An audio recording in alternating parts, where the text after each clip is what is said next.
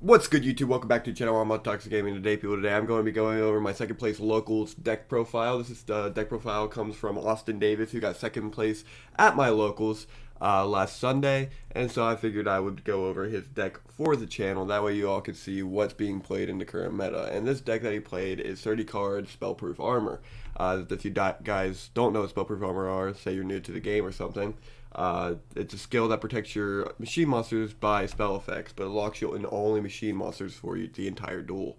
And it starts at the start of, like, when you activate it, it's activated and doesn't go away until you have a non-machine monster in your graveyard. So people don't play machine or non-machine monsters in this deck. This card says, activate the skill during your main phase. All machine monsters you control are unaffected by your opponent's spell effects, so you can't get booked, which is, like, insane. You can normal summon machine normal monsters with one less tribute. So, like, Allied Justice Colossalus, which is a 2300 beater, can just be summoned for no tribute. However, like, Ancient Gear Engineer is an effect monster, so you still have to tribute for it. And then, if a non-machine monster is in your graveyard, you flip this skill over, and this skill can only be used once per duel. So, this is the skill that we're playing for this deck. The lineup is really interesting. It's an Ancient Gear SPA build. He's playing 3 Beasts in this deck, which I don't disagree with. I think this card is very powerful in this current format. I think that it does very well for this format. It climbs the DD Warrior Ladies, completely negates it, and I don't know, but it might climb the Zomits too. I've been hearing a lot of back and forth ruling for that lately. So if anybody knows the official ruling, just let me know. But Ancient Gear Beast is a very strong card in the fact that it just can stop the DD Warrior Lady in this format. Next on our list is actually going to be the Ancient Gear Engineer, which is a very strong monster card. If you watched my video yesterday, I go over how strong this card actually is.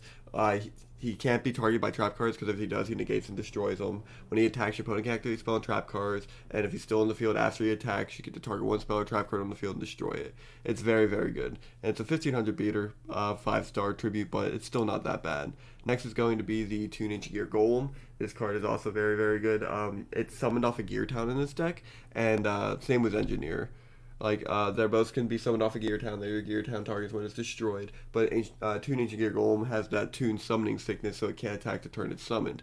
But it does have the rest of the Ancient Gear Golem effects. Like, when it declares an attack, your opponent can't activate spell or trap cards. And when it attacks a defense monster, you inflict piercing damage.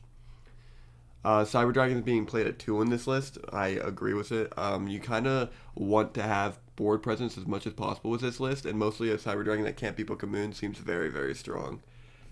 Allied Justice Colossalus is also played at 1. In my builds, I usually play multiples of this, just because it's an easy searcher, but he doesn't try to search it in this deck, which makes sense.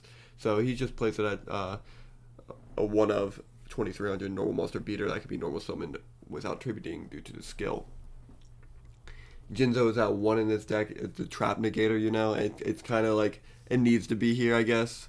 You just summon it, negate all traps here, like, on the field in general. It's really just how this deck can swing for game. You just summon the Jinzo and you're in a good position. Especially in this format, because trap cards are insane in this format. Gear Town is being played at 3. This card is a really nice card to cheat out your Ancient Gear Engineer and your Ancient Gear Golem. It also allows you to normal summon your Ancient Gear monsters with 1 less tribute, making Ancient Gear Beast and Ancient Gear Engineer a normal summon while this card is face up on the field. And then it also makes Toon Ancient Gear Golem a 1 monster tribute while this card is face up on the field. And to proc it, you would play the Double Cyclones at 2. This card just says you destroy one of your spell and trap cards and destroy one of your opponent's spell and trap cards. That's a quick play spell. So you can destroy your Gear Town, and in doing so, you get to special summon your Engineer and your Gear Golem. Night Beam destroys set spell and trap cards on the field without deactivations. Get rid of those pesky Zombas, get rid of those Nightmare Wheels. Solo exchange tributes the opponent's monsters to summon your own, and you just lose your battle phase, which is great because every single one of these cards are a 1-drop, so it's very nice to have this card. Metaverse is also being played on 1 of this deck. This is just a searcher to get to your Gear Town in case you need it. Highly recommend playing Metaverse in any Gear Town deck you play. I definitely learned that over the weekend. Floodgate Trap Hole is a trap card being played at 2 in this deck. I think everybody should be main decking this card right now. I think it's very good against Cyber Angels, which is a top tier deck. Like, I think that's a tier 1 deck. And also, you just get through a lot of different, like, decks with this card. Like, it just kind of stalls out the opponent until you get to the cards you need. And in this deck in particular, it's good because if you flip those cards face down, you have your Golem to attack into the low defensive monsters that you did this to and inflict piercing damage to your opponent. Next, we want to go over the Wall of Disruption. Wall of Disruption is a crazy, crazy trap card in the deck. It's a battle trap, and whenever your opponent declares an attack, your opponent's monster lose your attack for each monster they control. But they have to be attack position monsters to lose that attack. We have the Zone of the Spirits played at 2 in this deck. This is probably one of the best cards in the format, right next to DD Warrior Lady. This card, when it's summoned to the field, it can be summoned to the field as a effect monster, I think. Yeah, it's an effect monster. And then if this card is destroyed by battle, and you inflict damage to your opponent equal to the attack of the monster that destroyed it. So that's pretty much how it works. Wild Tornado is a one of in this deck that you can target a face-up card in the spell and trap card zone and destroy that face-up card. So you can target your own Gear Talons, you can target Nightmare Wheels. Like, it's a really good card. I'm really happy he's main decking this. Playing one Mind Crush, that way you can call the card your opponent adds to hands, because it is very reinforcement of the army like format. Or you're using Ritual Ceremony to grab your ritual spells to hand. Waking the Dragon, also incredible. And this card's insane. You have so much back row in here, so your opponent's going to want to do back row hate. Second they hate that Waking, you're in the game, and your opponent's in a much worse off situation. Nightmare Wheel is also played as 3 in this deck, and yeah, it's just a very good card. Stalls your opponent, deals burn damage to them every turn. Like, this card is very, very good. Side deck is 2 DD Warrior Lady, 1 reinforcement of the army, that way he can out the opponent's monster. Like I said before, this card says that once you have a non-machine monster in your graveyard, you don't get the spell-proof effects anymore. So DD Warrior Lady is a safe bet, because as long as it's not getting Offering to the Doom, Tribute to the Doom, like destroyed by a card effect while it's on the field, and you're using its battle effects, then you're actually going to be able to banish the opponent's monsters and keep your skills.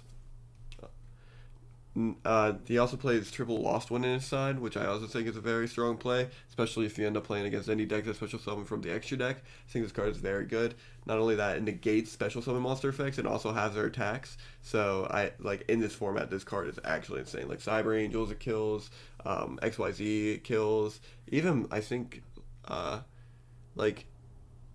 Rat Box, it actually does decent against, because like Rat Box, they'll attack into your monster or whatever to try to like float into the rat, and you'll negate the effect, but it doesn't matter because it resolves in the graveyard, but have its attack, and that's what makes it really good in my opinion. These are the waking targets. It's just Blade Skater, Ojama King, Thousand Eyes Restrict, Cyber End Dragon, Destiny Endergoon, and Arcane Knight Joker. This is all situational depending on what the game looks like when Waking gets popped, but most times I would probably just go with the Cyber End Dragon, just in case if I would lose any of these cards. But yeah, that is the deck profile. So I'm not going to do a showcase today. This is all I'm going to be really doing, is just showcasing the deck instead of no showcase. It's, like I said, just going to be a straight deck profile. And but if you guys like that kind of content, make sure you leave a like. If you like me, make sure you subscribe. And above all else, I'll see you guys next time. Bye-bye.